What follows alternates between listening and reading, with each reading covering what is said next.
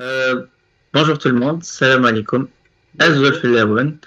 Après avoir accueilli une sommité de l'architecture contemporaine qui est Rudy Ricciotti, on a aujourd'hui l'honneur d'accueillir une autre sommité de l'architecture contemporaine, le fervent défenseur de l'architecture durable, au bon sens du terme, parce qu'il a tendance à être utilisé à tort et à travers. Monsieur Francis Soler, c'est un honneur de vous avoir aujourd'hui avec nous. Un honneur pour moi aussi de vous pouvoir échanger avec vous sur ce sujet délicat qu'est l'architecture. Avec plaisir. Et un Donc, plaisir. le plaisir est partagé. Donc, Monsieur Solaire, donc un de vos projets qui nous a attiré le plus, c'est celui des logements d'Auteuil. Vous avez illustré les notions d'architecture les plus simples. Le projet est plus que réussi. Mais avant de parler de ce projet, je veux que vous nous définissiez c'est quoi un logement social pour vous. Quelles sont les notions de base ou bien les principes que vous trouvez ou bien vous voyez qui sont indispensables dans un logement social? Ouh là là, c'est un vaste sujet, le logement social. Ça fait Ouais, des années que je travaille dessus. L'idée, c'est de loger dignement et confortablement le peuple, on va dire en général, enfin, les gens qui n'ont pas les moyens de pouvoir loger ou acheter ou devenir propriétaires de leur propre logement. Donc le logement social est un logement en général loué, même s'il y a des formules d'achat aussi dans certaines communes ou auprès de certains offices, mais c'est surtout essentiellement de la surface qui est louée et qui doit être construite le plus dignement possible pour accueillir ces gens-là qui ont peu de moyens et c'est pas pour une raison suffisante pour qu'ils soient logés dans des conditions déplorables. Donc c'est un combat moi que je mène depuis 68 puisque j'ai fait ce qu'on appelle les événements, j'ai participé aux événements de 1968 en France où on a défendu nombreux au niveau de l'école d'architecture, mais également sur le plan politique, le droit à être logé décemment pour quiconque habite notre territoire, ce qui est la moindre des choses. Voilà ce qu'est pour moi la définition de logement social. Après, bon, techniquement, on peut en parler, mais on peut rentrer dans le détail, les surfaces, les 2 pièces, les 3 pièces, les 4 pièces pour les familles, pour les individus isolés, pour les personnes à mobilité réduite, les équipements d'accompagnement qui vont avec, les crèches pour les petits, les écoles maternelles primaires pour aller à côté. Enfin, je veux dire, on étend le logement social à la ville. Le logement, on le sait, représente dans les villes à peu près 80% de la surface construite. Il y a les grands équipements, les salles de sport, les opéras, les lycées, les collèges, etc. Mais le gros d'une ville se construit essentiellement autour du logement et en grande partie du logement social. Alors, il y a des quartiers où il y a plus de logements sociaux. Par exemple, si je prends le cas de Paris, l'ouest de Paris comment dire, un territoire où il y a moins de logements sociaux en pourcentage, et l'est de Paris où il y en a un peu plus, ce qui fait que ça déséquilibre un petit peu la ville. Et certains maires qui se sont succédés ont tenté, on va dire plutôt des maires socialistes, ont tenté de rééquilibrer ce qu'on appelait le Paris-Est et Paris-Ouest pour essayer de répartir les logements sociaux dans l'ensemble de la ville afin de ne pas faire des ghettos de logements sociaux par rapport à des ghettos de logements en accession à la propriété, en gros des ghettos de pauvres et des ghettos de riches. Est-ce que ça vous va comme définition? Oui, ça nous va très bien. Alors, pour ceux qui ne le savent pas, ce projet-là dont on va parler de la Porte Auteuil, ce projet de logement, c'est un travail d'équipe de 4 grands architectes. Parmi eux, Rudy Ricciotti. Comme quoi, on n'a pas besoin de faire un projet grandiose pour faire un projet de qualité, pour faire de l'architecture de qualité. On voudrait bien le présenter, mais on le fera jamais mieux que son concepteur. Pouvez-vous nous le présenter rapidement, ce projet de la Porte Auteuil? Alors, en fait, ce projet, qui est une réalisation aujourd'hui, est une aventure humaine. C'est-à-dire, c'est l'idée de réunir 4 architectes, était l'idée de la ville de Paris qui disait comme on a une opération importante à l'ouest de Paris, sur un terrain libre, pas loin d'endroits un peu singuliers, comme par exemple la Villa Montmorency, qui est une villa où habitent des gens très richement dotés, des artistes, des journalistes, Bernard Arnault, Pinault. Il y avait des artistes comme Rick Azaray, enfin bon, des chanteurs, Nicolas Sarkozy et son épouse, enfin bref. Donc voilà, donc c'était un sujet délicat, et la première idée de Bertrand Delanoë, qui à l'époque était en 2008 maire de Paris, était de dire dans la loi française, chaque fois qu'une opération se réalise, quelle qu'elle soit, il faut à minima qu'il y ait 20% de la quantité de logements construits en logement social, attribués au logement social. C'est-à-dire, quelle que soit l'opération que vous fassiez, il vous faut mettre au moins 20 logements sociaux. Et le pari de Bertrand Delanoë, c'était de dire, dans un esprit socialiste qui était le sien, c'était de dire, on va mettre sur l'ouest parisien, non pas 20%, mais on va essayer d'en mettre 50%. Ce qui était un défi par rapport aux habitudes, on va dire, parisiennes ou nationales, mais qui était aussi un petit peu une provocation, on va dire. Provocation politique pour dire, d'habitude on en met 20, là, puisque on est dans le quartier riche, on va en mettre 50%. Au 16e arrondissement. Comment ? Au 16e arrondissement. Dans le 16e arrondissement de Paris, oui. Donc près de la place d'Auteuil, porte d'Auteuil, là où se joue Roland Garros, qui est à 2 pas, que tout le monde connaît, par le tournoi. Donc l'idée était de dire, il faut que 4 architectes se mettent ensemble, de préférence une personnalité et 3 jeunes architectes, et puis on fera un concours. Donc ça s'est fait sous la forme d'un concours international d'ailleurs. Il y avait des Français, des Hollandais, des Anglais, des Allemands, bon. Et on s'était mis donc par groupe de 4. Et il s'avère que cette équipe, c'est moi qui l'ai réunie, parce que je connais Rudy Ricciotti depuis maintenant plus de 30 ans, 40 ans. Donc c'est un ami. Finn Geipel, qui pratique en Allemagne, est aussi un ami à moi depuis plus de 30 ans, et Anne Demians, que nous avions connu tous ensemble à peu près une quinzaine d'années avant, est quelqu'un de très fidèle et d'une architecte d'une très très grande réputation aujourd'hui à Paris, puisqu'elle est même devenue académicienne, membre de l'Institut des Beaux-Arts à Paris. Ce qui est rare, c'est la première femme qui rentre à l'Institut des Beaux-Arts en section architecture. Donc il y avait là 4 personnages, je veux dire, qui étaient très très très motivés, mais surtout il y avait une grande confiance entre nous.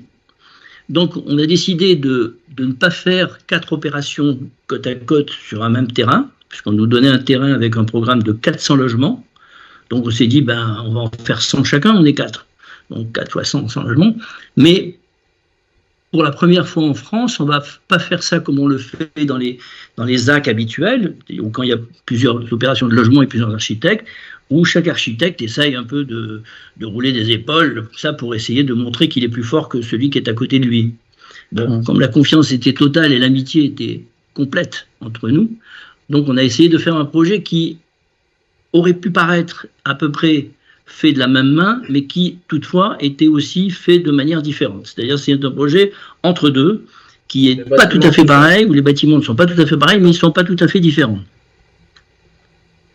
Donc, on a commencé à mettre au point ce qu'on appelle une mutualisation des composants, c'est-à-dire de réfléchir comment, entre le logement social et le logement privé, on ne voulait pas faire de différence, c'est-à-dire que quand vous passez devant, vous ne voulez pas dire, tiens, ça c'est du HLM, ça c'est du logement pour accession à la propriété, mais que l'opération soit cohérente et que ce soit bien et beau pour tout le monde, de la même façon.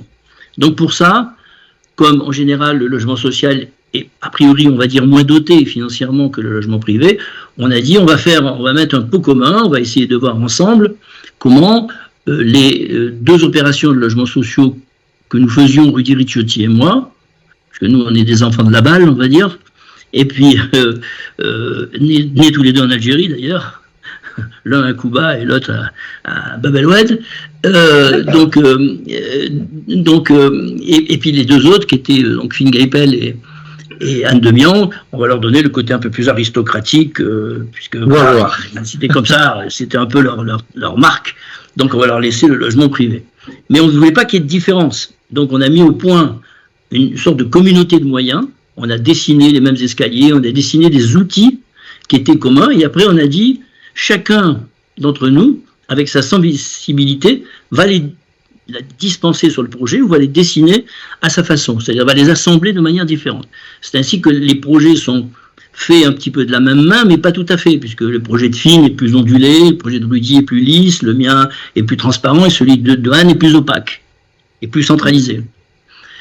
Bon, en plus, dans le respect, parce que, bon, dans le respect de la société démocratique, on va dire avancée, que la France dit à être, on a donc mis la femme au milieu des trois hommes pour respecter au contraire la jante féminine et la valoriser. C'est-à-dire que c'était une sorte de petit trou d'eau, de petite oasis dans laquelle les trois nous étions tout autour. Puisque vous connaissez peut-être le plan masse, il y a le bâtiment de 22 millions qui est au milieu, qui est ce qu'on appelle au Cardonec Humanus, c'est-à-dire qui est à l'angle, juste à la croisement de l'axe nord-sud et l'axe est-ouest du projet. Elle est positionnée là-dessus. Et nous, avec Rudy, on est en haut et Finn est en bas. Donc on est tous les trois en liaison directe. Voilà.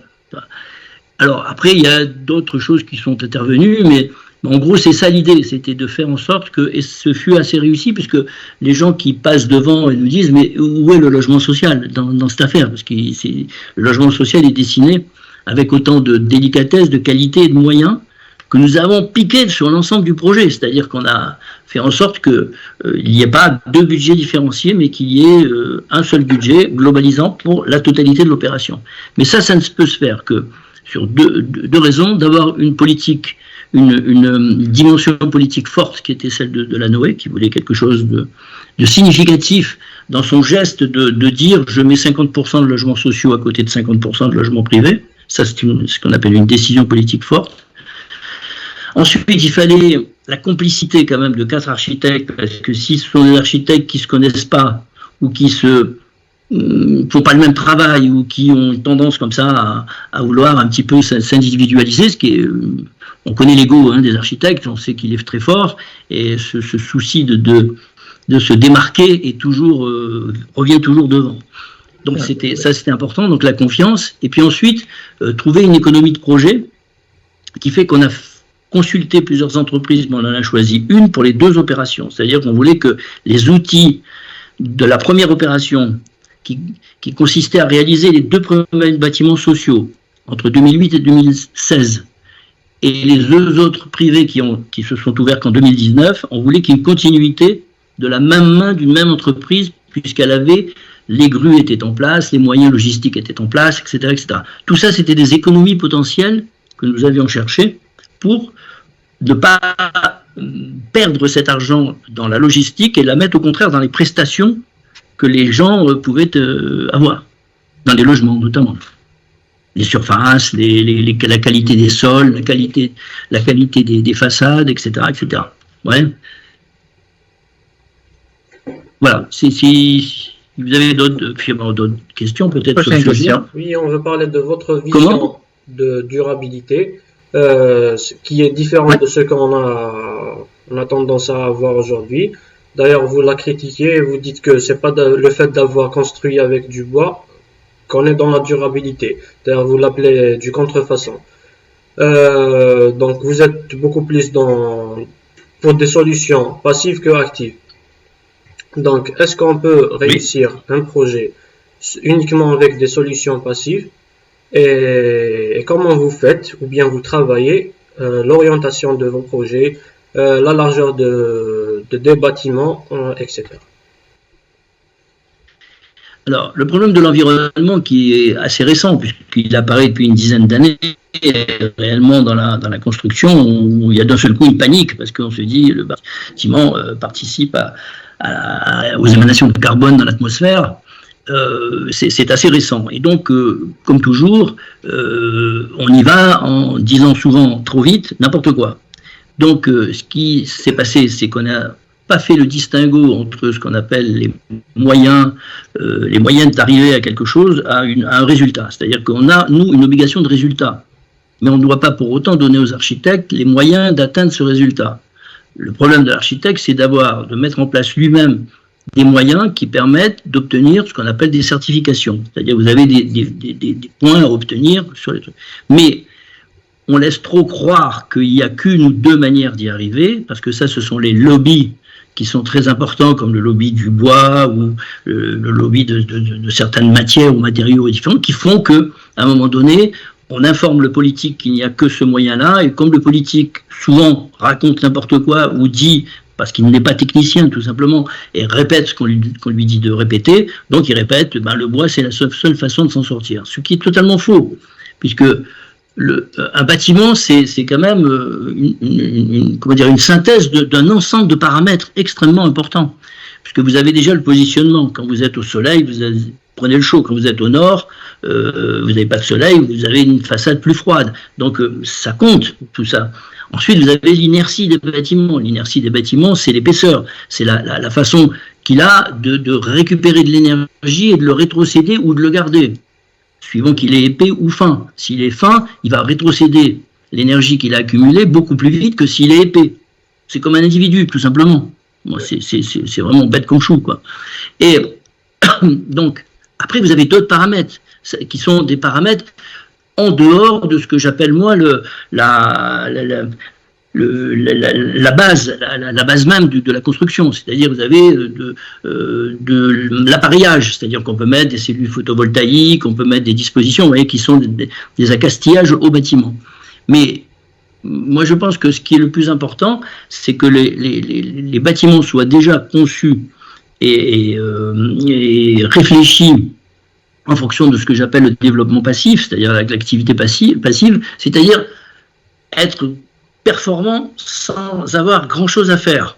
C'est-à-dire avec seulement le cerveau, l'intelligence du positionnement du bâtiment dans le site, si tant est qu'on peut le faire, parce qu'il y a des endroits où c'est un peu compliqué, en ville, où ça s'articule mal. Pardon. Et puis ensuite, vous avez des dispositifs simples. Alors, en France, il fait plus froid que chez vous, donc nous, on a dès l'instant où, comme à Auteuil, on met des doubles parois ou des doubles pots, on fabrique comme ce qu'on appelle des combinaisons de plongée, c'est-à-dire que vous avez un matelas d'air qui s'accumule, qui prend la chaleur, qui le rétrocède à l'intérieur ou qui le renvoie sur l'extérieur. Donc, il y a des dispositifs simples comme ça qui permettent de faire, de rendre le bâtiment plus intelligent et plus écologique, tout simplement. Mais ça s'appelle tout simplement du bon sens. Et c'est pas parce que c'est fait en bois que ça va être meilleur que ce qui s'est fait en acier ou en aluminium. Ensuite, après, on vous dit le bois est recyclable, mais l'aluminium est recyclable, le béton est recyclable. Donc, on oublie de vous dire que les autres sont aussi recyclables. On vous dit, ah non, il n'y a que le bois qui est recyclable. Alors, moi, je ne suis pas contre le bois, parce que si je devais construire demain, tout le monde me dit, Solaire, il est contre le bois. Non, non. Si demain, je devais construire dans les Alpes, je construirais en bois, parce que le bois, il est à côté. Je le coupe, je le faisais, j'en fais un matériau de montage et j'évite ainsi des déplacements en camion, donc je diminue l'impact carbone. Vous voyez ce que je veux dire? Oui. C'est l'intelligence du site et le rapprochement dans ce qu'on appelle, nous, aujourd'hui, des circuits courts, qui fait aussi cette chose-là. Mais ramener du bois à Paris après l'avoir envoyé en Chine et l'avoir mis des tonnes de colle pour coller les bûchettes de bois qu'ils ont récupérées, qu'ils ont coupées en petits bouts, ça ne va pas me dire que c'est écologique, ça. Il y a à la fois, on vous vend plus de colle que de bois dans les montages des poutres. Regardez bien les poutres, il y a plus de colle que de bois. Et d'autre part, le temps qu'elles aillent en Chine et qu'elles reviennent chez nous, on a consommé je ne sais pas combien de carbone. Donc tout ça, c'est spécifique. Il n'y a pas de règle générale. Chez vous, en Algérie, vous allez construire peut-être plus facilement avec un matériau comme la terre cuite ou le parpaing, parce que vous avez des usines à disposition pas très loin, ou peut-être même du béton, puisqu'il y a quand même beaucoup de projets qui se font en béton. Donc c'est tout un problème de régionalisation, d'intelligence locale, de réflexion. Il n'y a pas de règle absolue ni générale. Qu'on arrête avec ça, il n'y a pas de règle générale. Il n'y a que des cas spécifiques, que des cas particuliers, où si on veut régler le problème du carbone ou le problème de l'énergie, il y a des moyens très simples, mais c'est pas, il n'y a pas de règle générale, voilà, c'est ça que je veux dire. Donc tout ce qu'on nous raconte dans les livres, les manuels du bon écologue, c'est bidon, quoi. Si c'était le cas, le métier d'architecte n'existerait pas, effectivement. Bien sûr. Voilà. On n'aurait pas besoin de nous. On a besoin de nous pour régler des problèmes spécifiques. Quand vous faites une maison pour une famille, vous allez voir une deuxième famille, elle ne va pas vouloir du tout la même maison parce qu'elle ne va pas pratiquer la quotidienneté. La cuisine ne va pas être dans la même position dans une famille que dans une autre. Et puis si vous avez une famille décomposée, parce que les enfants se sont séparés, les parents se sont séparés, ça n'est pas non plus la même chose que si vous avez une famille de 5 enfants qui demeurent. Donc tout ça, c'est du cas particulier. Et puis, Auteuil était un cas particulier. Il y avait un site particulier, il y avait un programme particulier, il y avait une volonté politique particulière, et il y avait 4 architectes qui voulaient faire en sorte qu'il n'y ait pas de distinction entre le social et la partie accession. Et en plus, le tout dans une dimension écologique. Alors, j'avoue que, pour revenir à Auteuil, cette dimension écologique a été surtout amenée par Fingeipel, qui est allemand, et les Allemands sont très, très en avance sur ce genre de choses, hein, les pays du Nord, le problème du climat, ils le connaissent mieux que nous, et comme il est professeur à l'université, la Technikum Université de Berlin depuis des années, il travaille beaucoup sur ces sujets-là de manière universitaire. Et donc on a pu bénéficier de toute l'expérience de Finn, qui nous a dit non, il ne faut pas raisonner comme la ville de Paris raisonne, avec des bâtiments en continu, comme vous m'avez montré vos plans de logement, là, les photos que vous m'avez envoyées. On voit ces bâtiments tout en continu comme ça. Non, il faut aérer, il faut les distinguer, il faut les orienter. Et finalement, c'est avec lui et grâce à lui qu'on est arrivé tout de suite avec Rudy et Anne à se dire mais on va faire finalement des bâtiments dans un parc plutôt qu'un morceau de ville continu. Et ça marche. Miracle, ça marche. Alors, parmi les ingrédients d'un projet de logement réussi et dont on nous vante les mérites à l'école d'architecture, c'est la mixité sociale. L'opération Auteuil, donc, c'est faite au 16e arrondissement de Paris, à côté de la Villa Montmorency, avec des logements qui sont identiques entre ceux qui achètent et ceux qui louent. Est-ce que aujourd'hui, avec un peu de recul, vous considérez que cette mixité sociale, vous avez réussi à l'atteindre? Est-ce que le projet, vous considérez qu'il fonctionne? Il fonctionne même très bien, parce que alors, on dit souvent que quand le social est mis dans les quartiers les plus riches, en général, il y a des listes préférentielles pour des gens qui sont sociaux, mais plus. Comme disait Coluche, on est égaux, mais on n'est pas tous pareillement égaux. Donc là, ce n'était pas le cas. Les gens devaient tout simplement s'inscrire sur une liste de Paris Habitat, puisque c'est Paris Habitat qui est le constructeur, on va dire, de la ville de Paris. Et Paris Habitat avait ouvert des listes, et tout simplement, j'en suis témoin, les gens qui se sont inscrits à temps avec des revenus qui correspondaient au loyer, puisqu'il faut montrer, quand vous demandez un accès à un logement social en France, il y a 2 critères, c'est la situation familiale et la capacité de solvabilité. Il faut que vous puissiez payer le loyer, on s'assure que vous puissiez payer le loyer, ou alors si vous avez des aides de l'État qui nous permettent de monter ça. Donc il y a plein de gens qui avaient ces critères-là, qui avaient ces caractéristiques, qui se sont inscrits, qui ont été logés. Et j'en ai rencontré par la suite. Et alors que les habitants même, certains habitants voyaient d'un très mauvais œil des gens venir habiter dans le 16e arrondissement, dans cet endroit, finalement, quand on y passe aujourd'hui après 5, 6 ou 7 ans, on s'aperçoit que tout ça, ça fonctionne très très bien, et les gens sont très contents. Ici, il y a quelque chose qui s'est fait, chacun allant vers l'autre, les uns vers les autres, parce que quand on discute de catégories sociales ou catégories ethniques, on va dire, pour faire simple, d'une manière générale et politique, on a souvent comme ça des raccourcis. Mais quand les gens sont là et que vous les connaissez, comme nous, on se voit aujourd'hui physiquement avec vos têtes sympathiques je veux dire, on a forcément des rapports qui sont simples et directs. Donc voilà, donc les gens, une fois qu'ils se touchent, qui sont pas loin, ils s'apprécient. C'est très étonnant, mais le problème, c'est qu'on ne le sait pas avant de le faire. Donc il faut des gens qui ont le courage de tenter des choses qui n'ont pas été faites. Et ça a été le cas de Bertrand Delanoë, avant qu'Hidalgo arrive, hein, c'était fait juste avant. Hidalgo a inauguré le projet, mais Delanoë était parti.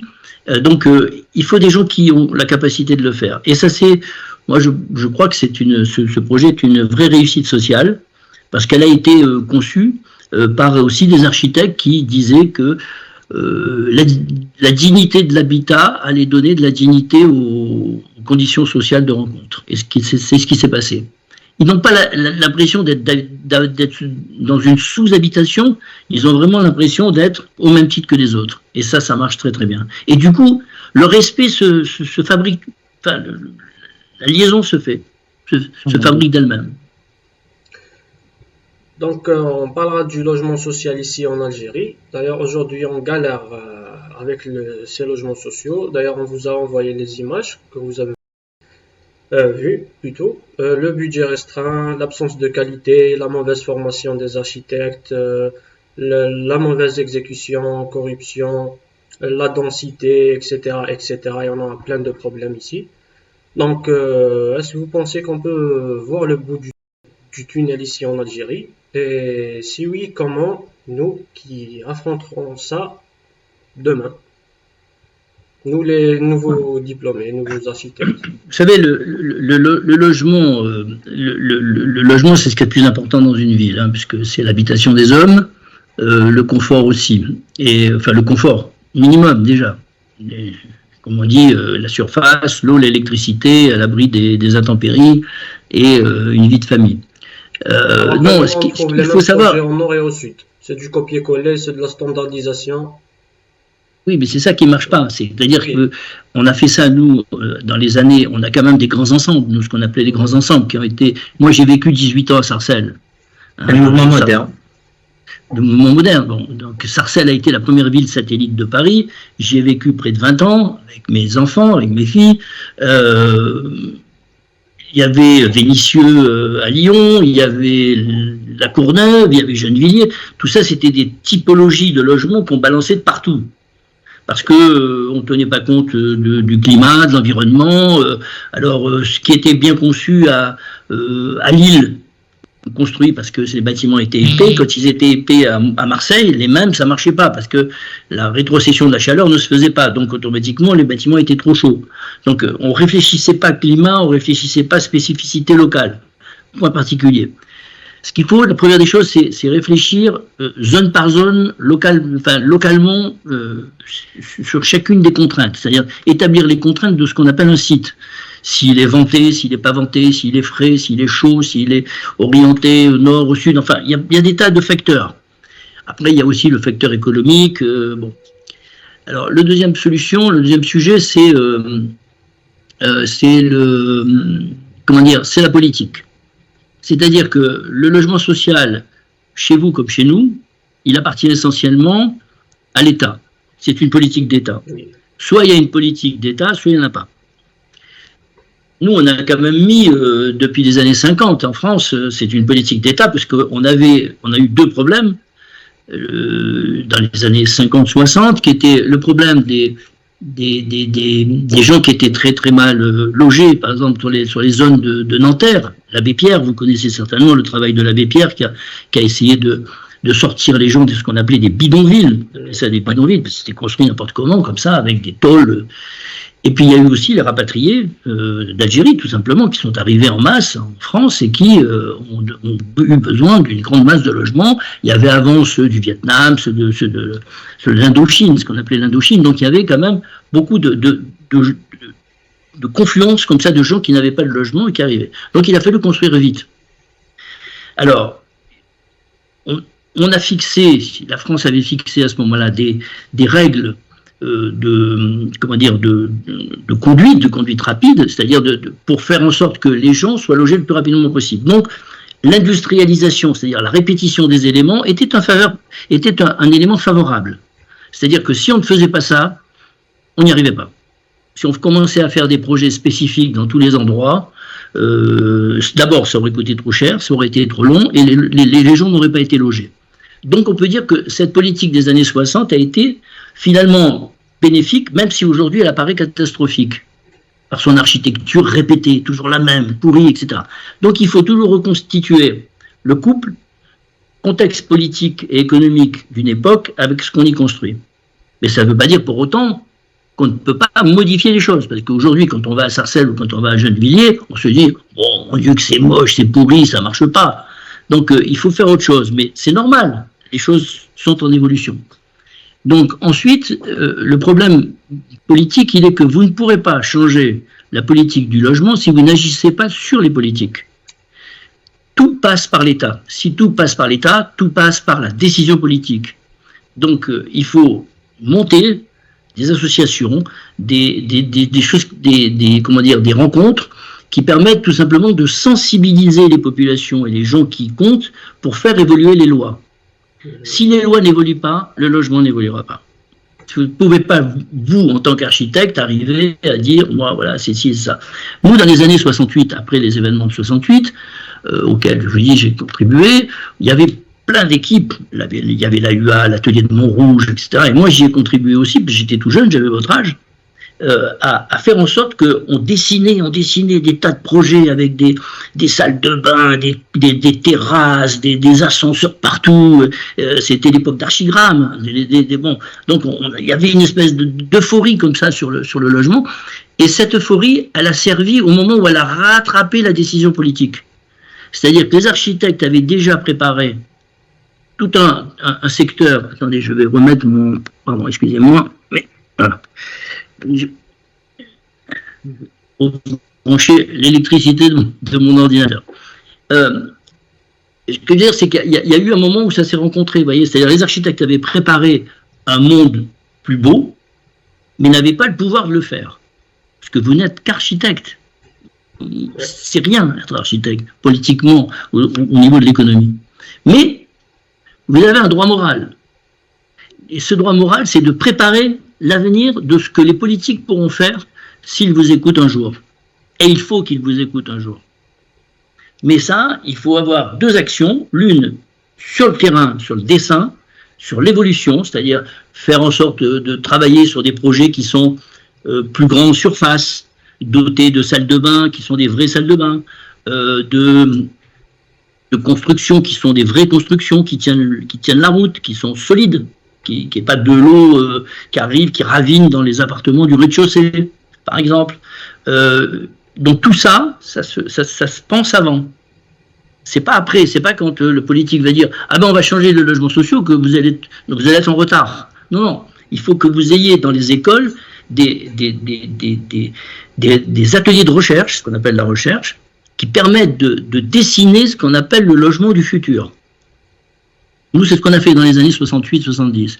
Et quand les politiques se sont décidés à écouter un petit peu tout ce qui bougeait, eh ben, hop, les plans étaient là, on a sorti les éléments et ça s'est réalisé. Et maintenant, les logements, ben, Auteuil n'est que la suite, pour moi, d'un bâtiment, vous connaissez peut-être que j'ai fait, qui s'appelle rue Émile Durkheim, qui est à la côté de la Bibliothèque de France. Oui, c'est un projet.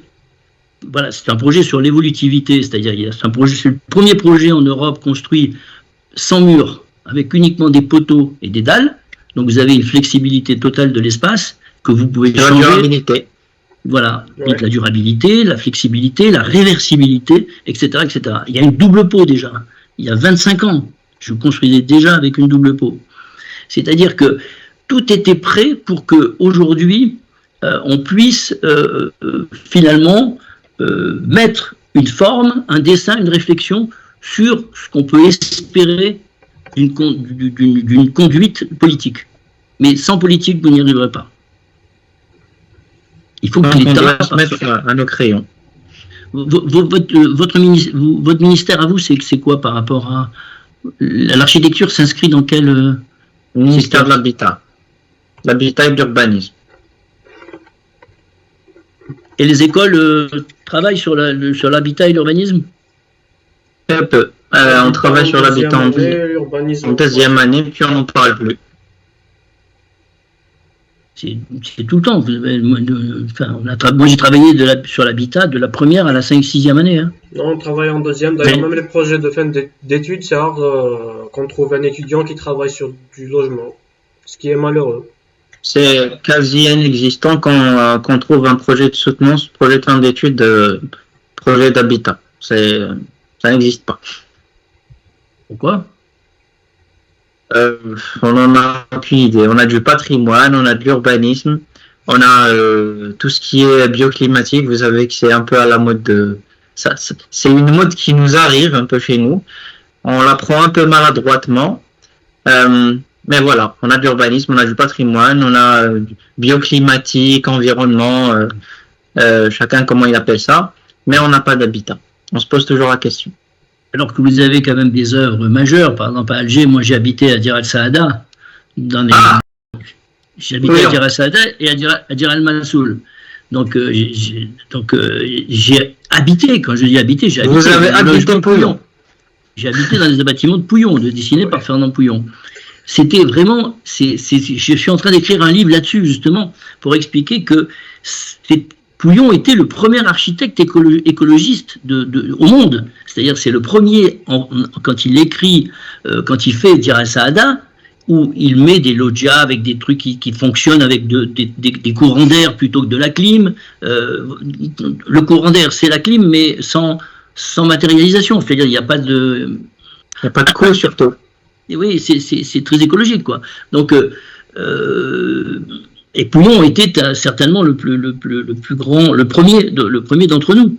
Donc, il a pu le faire dans un contexte favorable qui était la construction à l'époque des logements sociaux, de Dir el-Saada, et Dieu sait s'il y en avait, Dir el-Saada et Dir el-Mansoul qui a suivi. Donc voilà, donc vous avez, il y a des exemples, et cet urbanisme qui était à l'époque celui de, en gros, Le Corbusier, des tours, des bars, des machines comme ça, enfin des assemblages orthogonaux, c'est quand même, c'est une œuvre majeure, mais vraiment supérieure. C'est quelque chose qui est important. Donc vous avez des exemples, je veux dire, chez vous, donc il faut vous appuyer dessus, parce que l'architecture, c'est pas tout le temps la réinvention permanente de tout. L'architecture, c'est ce que je n'arrête pas de dire, moi, à mes propres élèves, que j'ai eu encore jusqu'à pas très longtemps, c'est tout simplement, les architectes, on a des bases, on a des choses qui sont acquises, qui sont positives, on les prend, et on va plus loin. C'est tout simplement aller plus loin sur des bonnes bases. Alors, il faut faire le choix, le tri entre ce qui est bon ou pas bon, ça c'est votre problème, c'est votre imaginaire, c'est votre raisonnement. Et une fois que vous avez fait le choix de ce qui est bon ou pas bon en fonction de la question qui peut être sociale, politique, économique, écologique, peu importe, territoriale, nous on a un métier de synthèse, on fait pas que, on répare pas seulement une dent, quoi. On a un métier qui, vous voyez, qui prend des sujets extrêmement larges. Et une fois que vous avez ça, vous allez tout simplement un peu plus loin. Moi, en ce moment, je vais un peu plus loin que ce que j'ai fait jusqu'à maintenant. J'essaie de faire de ce que j'appelle la construction hors site. C'est-à-dire que je me suis aperçu que les chantiers consommaient trop d'eau sur place, trop de nuisances dans les villes, dans les densités. Donc, j'essaie de construire les projets en amont, en petits bouts. Et puis, comme les mécanos, je les assemble sur place, avec juste une grue. Bon, ben, c'est pareil. Personne ne me l'a demandé. Mais j'ai fait ça tout seul dans mon coin, enfin, avec une équipe d'ingénieurs, J'ai des amis architectes, ingénieurs avec qui on travaille, des collectivités, et le jour où ça va sortir, on est prêt. Donc on doit se tenir prêt, on doit prendre nos crayons, et le jour où il y aura une décision, il y aura des dessins de fait, c'est ça. Alors ça, c'est la première action. La deuxième action, c'est de trouver, ça c'est chacun son problème. Nous, en ce moment, on essaie d'agir auprès du Premier ministre, c'est-à-dire j'ai monté un groupe de réflexion dans lequel il y a Anne de Miance d'ailleurs. Rudy n'est pas là parce qu'il est à Marseille, c'est trop compliqué de se voir souvent, dans lequel on essaie d'agir sur la réglementation de la loi du logement social en France. Et quand les deux vont avancer, parce qu'il faut avancer sur les deux plans, il faut convaincre les politiques d'avancer. Parce que l'habitat, c'est pas considéré comme c'est malheureux, mais et la ville, c'est quand même là-dedans qu'on vit tous les jours, mais même en France, enfin en France surtout aussi, c'est pas considéré comme un art majeur. Je comprends pas. Je n'arrive pas à comprendre. Je ne sais pas. Peut-être qu'il faut, je sais pas, mettre sur les réseaux sociaux. Je ne sais pas. Je sais pas comment faire. Je ne sais pas. Mais pour l'instant, c'est pas considéré comme une priorité nationale. Je ne sais pas. Je ne sais pas dire pourquoi. Ça l'a été dans les années 80. Chez nous, l'architecture n'est pas une priorité tout court, même du citoyen. Loin d'être une priorité nationale. Oui, mais vous parlez d'architecture, là. Oui. L'architecture, c'est l'étape au-dessus de la construction. C'est vrai. Et la construction et l'architecture, c'est une élévation de la construction. Une élévation spirituelle de la construction. Donc, je peux comprendre, mais même si on ne fait pas l'architecture et qu'on descend dans la construction simple, on peut faire autre chose que les horreurs que vous m'avez montrées. Sans faire de l'architecture comme le ferait Richard Rogers ou Renzo Piano, ou je ne sais pas, vous voyez, donc William Alsop ou Zaha Hadid. Bon, donc l'architecture, il faut faire attention. Il y a l'architecture qui est celle qui emmène les gens, la Tour Eiffel, je sais pas, enfin bon, il y a des sujets comme ça, la Sagrada Familia de Barcelone. Et puis il y a l'architecture du quotidien. Ce qui fait le quotidien. Et le quotidien, c'est 80% de la ville. Donc, il faut peut-être descendre les ambitions, je dirais, graphiques ou excessivement décoratives, entre guillemets, hein, de l'architecture, pour arriver à quelque chose de confortable. Nous, on fait des appartements qui sont, les 3 pièces font 63 mètres carrés, c'est réglé, hein. Un 3 pièces sociales ne peut pas faire plus que 63 mètres carrés.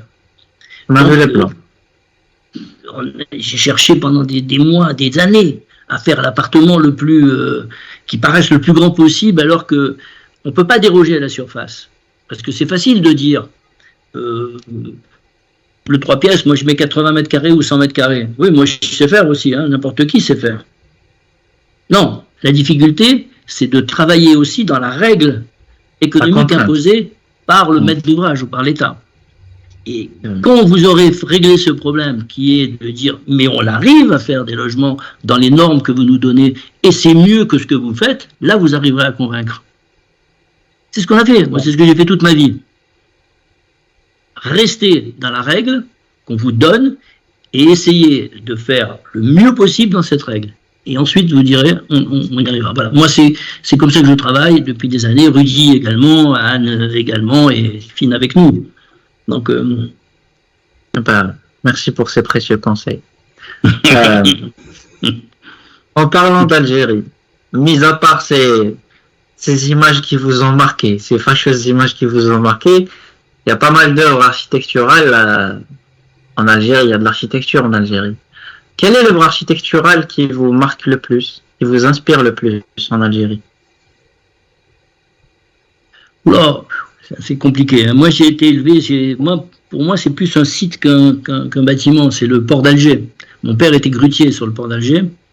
Et j'ai passé toute mon enfance sur le port. Et il y avait une architecture du port et l'architecture des grues, des espèces d'éléments portuaires qui étaient pour moi plus forts que tout le reste. Bon, après, j'étais essentiellement, je suis parti, j'avais 12 ans, 13 ans hein, d'Alger. Il y avait le mausolée aussi, qui avait été le mausolée rond, là. Ça m'échappe. Qui est construit, ce mausolée rond qui est en dehors d'Alger, qui est un... revenir. Bon, ça va me revenir. Mais moi, c'est toute la terre, le territoire. Il y a quelque chose de... Enfin, ça se passe de partout. Il y avait la cathédrale d'Alger, qui était ce qu'on appelait la cathédrale, qui est devenue la mosquée. Enfin bon, c'est mosquée, cathédrale, cathédrale, mosquée, mosquée, cathédrale. Mais il n'y a pas d'éléments... Moi, j'ai connu surtout ce qui était Dir al-Saada, Dir al-Mansoul, le rectangle des 100 colonnes, là, aussi. C'est plutôt ce qui est du domestique. Il n'y a pas de bâtiment... j'ai pas remis les pieds à Alger depuis 1962. Quand même. Vous êtes le bienvenu. Oui, je sais, Rudy veut m'emmener là-bas, mais bon, je suis pas retourné pour l'instant. Mais je vais pas tarder à revenir. Ah bah, vous nous le dites, Vous êtes on vous accueillera. Avec lui peut-être d'ailleurs. Ah bah super, 2 pour le prix là. Ou avec un autre ami qui s'appelle Brice Piechazic du groupe ENIA qui construit le bâtiment de la Société Générale à Alger. Pour la Société Générale, le siège de la Société Générale à Alger aussi. Il veut absolument qu'on aille là-bas. Vous nous donnez son bah. contact? Le contact, vous nous donnez son contact? On veut l'inviter, nous. Deux? Son contact, on veut faire une vidéo avec lui quand même. Ah oui, d'accord, bien sûr. Vous avez fait une vidéo avec Ricciotti? Oui. Oui. Oui, on vous l'enverra juste après, tout de suite. D'accord. Bon. Voilà, si vous avez besoin de quoi que ce soit, vous me dites, hein, d'autres choses sur Auteuil ou sur. Mais vous avez dans les éléments que je vous ai envoyés, qui sont ces petits livres-là. Donc celui-là, ça c'est la couverture du livre avec Rudy qu'on a fait. Et celui-là, c'est le deuxième. Je vous conseille de lire les deux parce que il y a des éléments complémentaires dans l'un comme dans l'autre. Et tout est raconté. Il y a les détails de façade. Il y a parce que nous on fait partie des architectes de la génération des architectes constructeurs. C'est-à-dire qu'on sait construire aussi bien qu'un ingénieur. D'ailleurs, Rudy est lui-même aussi ingénieur, il vous l'a peut-être dit. Ouais. On sait construire parce qu'on avait cette formation dans les années 70. On a été formé à réfléchir et à construire. Maintenant, en France, il y a une dérive. C'est-à-dire qu'il y a plus de ce qu'on appelle de doctorants que de constructeurs. Et les doctorants, c'est des gens qui font des dossiers sur la théorie permanente. Et quand vous arrivez devant un promoteur ou devant un bailleur social, ou même devant l'État ou un ministère, et ils vous disent, mais vous savez quoi, vous savez construire quoi? À partir du moment où vous n'êtes pas bon constructeur, et ben ce sont les bureaux d'études ou les ingénieurs qui prennent le pas sur les architectes. Et c'est pour ça qu'on voit tant de laideurs, tant de bâtiments laids se construire en France, parce que les architectes ont perdu la main sur la beauté. Rudy appelle ça l'exil de la beauté dans un livre qu'il a écrit. C'est là où on est garant de cette beauté, nous les architectes. On apprend ce que c'est que l'harmonie. On nous apprend. Enfin, je ne sais pas si vous, on vous l'apprend, mais nous, on nous apprenait à la façon. C'est pas la façon des beaux-arts, parce qu'il y a eu les beaux-arts avant 68 et après 68. Mais nous, on apprenait même après 68 à ce qu'était une harmonie comment dire, équilibrée de dessin. Et des proportions, le sol, le ciel, l'orientation d'un bâtiment, la qualité esthétique, une décoration ou pas. Maintenant, non, c'est-à-dire que quand les élèves sortent des écoles, ils sont doctorants, alors ils sont théoriciens de je ne sais pas quoi d'ailleurs, de l'infiniment petit ou de l'infiniment grand, mais ils ne savent pas poser un parpaing l'un sur l'autre. Donc c'est difficile de rivaliser avec les constructeurs. Donc, à partir du moment où, et ça c'est important ce que je vais vous dire, à partir du moment où les architectes perdent le contrôle de ce qu'est la construction, par manque de constructivité, de savoir constructif, c'est les entreprises qui prennent le pouvoir. Et si les entreprises prennent le pouvoir, là vous rentrez dans un système corruptif. Qu'est-ce qui se passe chez nous? Je ne sais pas si ça se passe chez vous, mais je peux vous dire que chez nous aussi ça se passe. Ça se passe partout. En Italie, en Espagne, en Allemagne, partout. Donc, à partir du moment où c'est l'entreprise, avec toute une organisation, parce que les intérêts qui sont les leurs ne sont pas philanthropiques, ils sont économiques. Nous, on est dans la philanthropie. On est dans une espèce de rêve, de beauté, d'espoir que les gens, qu'on va faire mieux pour les gens, pour qu'ils vivent mieux. Mais eux, ils s'en foutent. Ce qu'ils font, c'est on dépense 1, il faut qu'on rentre 5. C'est pas comme nous, quoi. Donc, il ne faut pas leur laisser la main. Si vous leur laissez la main, vous êtes morts. Vous êtes foutus, parce que c'est eux qui vont décider après des choix des architectes. Moi, je ne peux pas penser qu'il y a un architecte derrière ce que vous m'avez montré. Les logements. Je ne peux pas imaginer qu'il y a un architecte derrière. Il y a un bureau d'architecture qui a posé son cachet, et puis c'est tout. Oui, mais vous voyez, c'est pas digne, c'est indigne de faire des choses comme ça, parce qu'il ne s'agit pas d'eux, il s'agit des autres, il s'agit des gens qui habitent dedans, il s'agit quand même de penser à ce que les gens soient bien, ils aient une surface, suffisamment de surface quand ils ont une grande famille, qu'ils aient une, deux... Bon. Pardon? Alors, l'essentiel, ils sont payés, ils s'en fichent des autres. Voilà, c'est tout. Les autres, c'est un prétexte pour gagner de l'argent. Mais bon, c'est pas notre métier. Notre métier, il est ailleurs. Voilà. C'est pour ça qu'avec Rudy, en France, on est les deux plus grands combattants de ces valeurs dites sociales et politiques. Parce que les architectes en France, il ne faut pas croire, hein, en Algérie, je ne connais pas la situation, mais les architectes en France ne sont pas très courageux. Hein. Et là, il n'y a pas d'architecte. Non, mais dès qu'il y a un enjeu qui permettrait de les mettre en difficulté, il n'y a plus personne. Hein. Ils ne sont plus là. Donc c'est là le combat qu'on mène avec Rudy, notamment, et avec Anne. Anne Demi. On s'est bien trouvés, là, tous les trois, tout au moins. Bon, Finn, il est un peu loin parce qu'il est à Berlin, et il est surtout souffrant.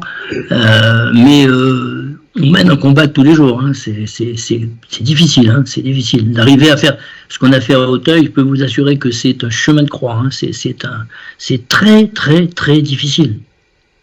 C'est parce qu'on s'est battu sur tous les sujets. Il faut se battre sur tous les sujets. Et parce que vous avez toujours une entreprise qui va vous dire « Ah ben, vos balcons, là, on ne peut pas les enlever parce que ça coûterait moins cher. Et puis vos salles de bain, là, au lieu de mettre une grande douche, on ne peut pas mettre une toute petite douche parce que ça coûte moins cher. Et puis, vous voyez, et puis si on peut enlever 4 à 5 mètres carrés par appartement, ça serait encore mieux. Tu vois, vous voyez, c'est toujours comme ça, quoi. C'est toujours en difficulté. Donc il faut résister à tout ça, cette pression économique. Et puis quand vous dites non, l'entreprise va trouver le client en lui disant « Ah oui, mais si l'architecte ne l'accepte pas, je vais avoir 6 mois de retard. » D'accord. Vous voyez, tout ça, c'est un jeu. C'est un jeu qui se met en place. Et se battre pour le logement, se battre pour l'architecture, c'est aussi une façon de se battre pour les autres, quoi, ce qui est important. Mais bon, après... chacun fait comme il veut. Merci pour ces précieux conseils. Apparemment, il nous reste moins de 10 minutes. Donc, pour clôturer, donc nous sommes étudiants et arrivons à la vie professionnelle. Donc, pouvez-vous nous conseiller, nous et les jeunes architectes? On a 3 minutes avant que ça s'arrête.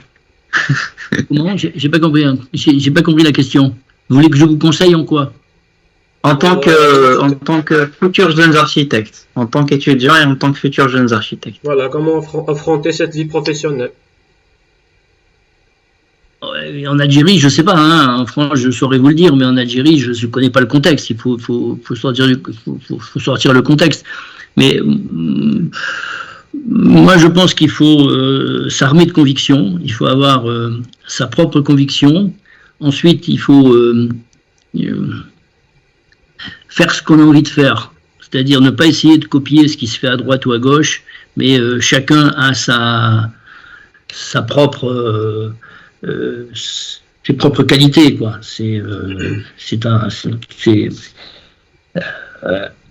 Voilà, donc c'est surtout de faire ce que vous avez envie de faire, mais c'est surtout d'essayer de travailler obstinément, d'abord beaucoup. Mais moi, j'ai toujours travaillé 7 jours sur 7, hein. Donc toujours beaucoup, et confirmer les enjeux que vous avez en vous. C'est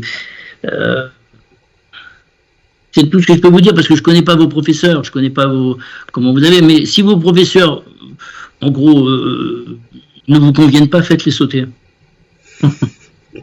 Merci pour ça, c'est un beau conseil. N'hésitez pas.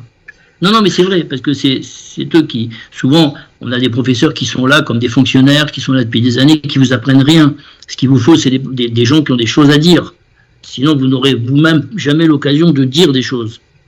Donc, il faut là-dessus, et puis surtout, agiter. Vous êtes la jeunesse, et ce que je dis toujours, c'est la force vive d'un pays. Et c'est en plus, l'Algérie est un pays jeune quand même, vous avez une forte jeunesse. Donc, vous êtes la matière première des écoles d'architecture. Ce ne sont pas vos professeurs, ce ne sont pas vos directeurs. La matière première, c'est vous. Donc, vous devez essayer d'imposer des vues, c'est-à-dire des objectifs Alors, ou vous êtes sous les professeurs, vous acceptez ce qu'ils vous disent et vous le faites, et puis vous avez des bonnes notes, ou des mauvaises notes, ou alors vous dites, oui, mais nous, on aimerait parler de ça, parler de ça, parler de ça, parler de ça, parler de ça. Vous imposez des programmes. Nous, c'est ce qu'on a fait dans les années 70, et ça nous a réussi.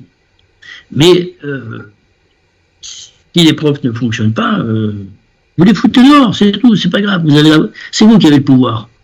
C'est vous qui avez le pouvoir dans les écoles. C'est pas eux, c'est vous. Moi, je l'ai vécu, hein, je peux vous dire, c'est du vécu, ce que vous racontez. Rudy aussi, et pas mal d'architectes que je connais aussi, qui sont autour de moi, ont de la bouteille aujourd'hui et l'ont vécu. Donc, voilà, ce qu'on peut vous conseiller, c'est ça. Et puis, c'est surtout voyager. Sortez de chez vous. Allez voir ce qui se passe. Allez, venez à Auteuil, là. Vous m'appelez, on ira ensemble. Non, mais venez le voir. Venez voir physiquement les choses. Allez, ce qu'il faut, c'est voyager, c'est-à-dire trouver les moyens de trouver des budgets pour aller dans, je sais pas moi, même à côté de chez vous, en Maroc, en Tunisie, ou alors aller en France, ou alors aller en Italie. L'Italie, c'est... Vous avez voyagé déjà? On n'a pas eu l'occasion. En Algérie. Non, il faut sortir. Allez voir les opérations. C'est l'essentiel. Organiser des... nous, il y a des architectes qui font ça, des professeurs dans les écoles d'architecture, par exemple à Montpellier, où ils prennent des groupes comme ça de 6, 8, 9 élèves et puis ils les amènent en Espagne, en Italie, en Hollande, à New York même, je sais pas, mais il faut trouver des budgets. Vous avez des budgets un peu dans les écoles ou pas? On a un budget pour faire une seule sortie annuelle pour voir la Casbah. Voilà, s'imaginer. La Casbah d'Alger. Ouais.